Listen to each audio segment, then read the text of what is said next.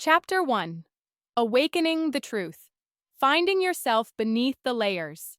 There's a strange kind of ache that comes when you realize you've been living as a stranger to yourself. It's subtle at first, a quiet sense that something's off, like walking into your own home and feeling like a guest. You go through the motions. You smile at the right moments. You perform the role you've mastered. But deep down, you know, you're missing from your own life. For years, I was the woman who did what was expected. I wore the titles life handed me like they were the sum of my identity: wife, mother, friend, sister, helper, dependable one. I played the roles without asking whether they fit, because somewhere along the way I'd learned that questioning them would make me difficult. And difficult women don't get chosen, don't get kept, don't get loved. So I stayed quiet. I stayed agreeable. I stayed easy. But easy didn't feel like me.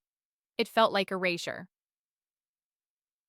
The moment I woke up, the day I began awakening to the truth wasn't loud or dramatic. It didn't happen with fireworks or a sudden breakthrough.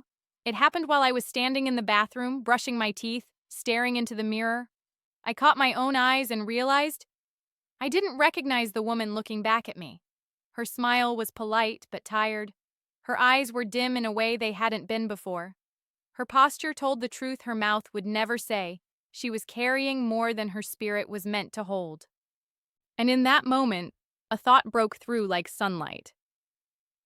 This can't be it. This can't be all there is of me. The cost of sleeping through your life. When you live disconnected from yourself, the cost is high. You start to make decisions out of habit, not desire. You tolerate things that chip away at your spirit because you've convinced yourself that's just how it is. You perform a life instead of living it. For me, it looked like this: smiling through conversations that left me feeling small. Saying yes when my whole body wanted to say no. Apologizing for having needs, as though they were inconveniences. Measuring my worth by how much I could endure, rather than how much I could thrive. I was fine by everyone else's standards, but I was disappearing by my own. Truth has a voice. The thing about truth is, it will always try to find you. At first, it whispers. A little nudge when you're in the wrong place.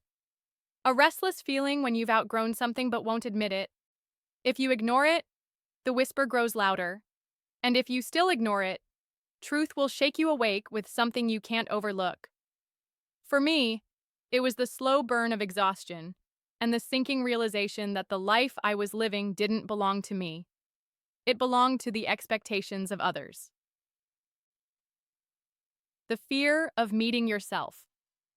One reason we stay asleep is fear, because waking up means you'll have to face what you've ignored. You'll have to see the cracks in the relationships you've romanticized. You'll have to admit the dreams you've buried. You'll have to confront the ways you've abandoned yourself. But here's what I learned. Fear of meeting yourself is really fear of meeting your power, because once you see her, the real you can't go back to pretending. Your awakening might be quiet. Not every awakening looks like quitting your job or leaving your relationship overnight.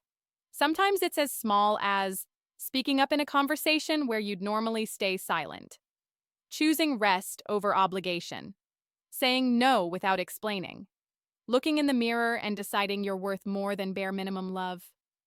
Every small act of truth is a spark, and over time, sparks start fires. Reflection for your journey. Today, I want you to pause and ask yourself, who am I beneath the roles I play? Not who you are to your children, not who you are to your partner, not who you are to your friends, co-workers, or community. Who are you when no one is watching? That's where your awakening begins. The invitation. This book is not here to hand you a checklist or tell you who to become. It's here to walk with you as you remember the version of you that has always been there, waiting for your yes. You don't have to change everything overnight. You don't have to burn your whole life down. You just have to start choosing truth. one decision at a time. Because once you awaken to who you really are, you can't unknow it. And once you've seen her, you'll spend the rest of your life choosing her again and again.